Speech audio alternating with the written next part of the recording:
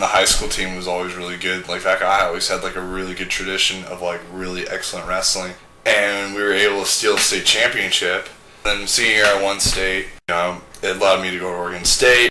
I was wrestling kids that would beat the hell out of me in high school, and I was beating the hell out of them in college. Midway through the season, I blew my knee out, and then finally I had the surgery. So that summer, my summer going to my senior year, I'm just like, I'm not gonna end my senior year being the dude who watches everything happen in the stands. And then my senior year, nothing was holding me back. I've earned the right to be called an All-American.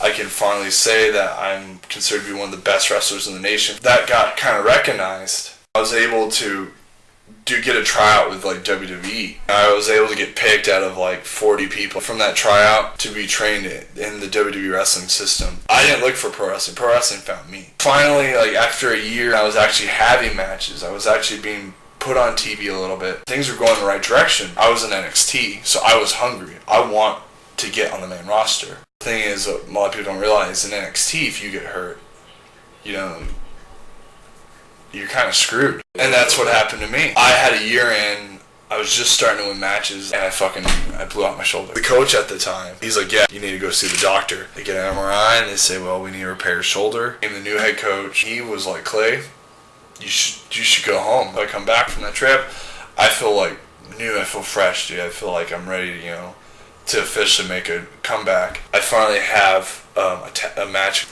My shoulder goes out again. So at this point in time, WWE had a film crew come in, and we want to have your comeback or whatever. We want to film about your injury and how you're making your return to the ring. So I do the show Breaking Ground, and everything was going good. And then one day, the manager of the building comes up to me, and he goes, hey, Cal, we need to see you in the office. And as soon as the door closed, he goes, I'm just going to cut to the chase, but we're letting you go.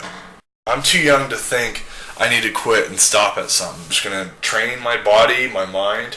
I'm going to practice my character again, and I'm going to start a new journey. And now I have to work my way back up to get to that top of the proverbial mountain. My goal now is just not only convince them, but just to reconvince myself, this is what the dude with the attitude needs to do.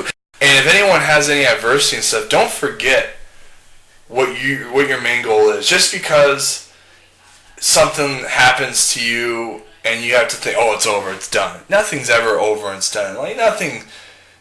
The only one who says it's over and done is you. I stood on top and I held that title and I beat your guy. I destroyed your dude, and not anyone can take that away from me because I am the dude with the attitude.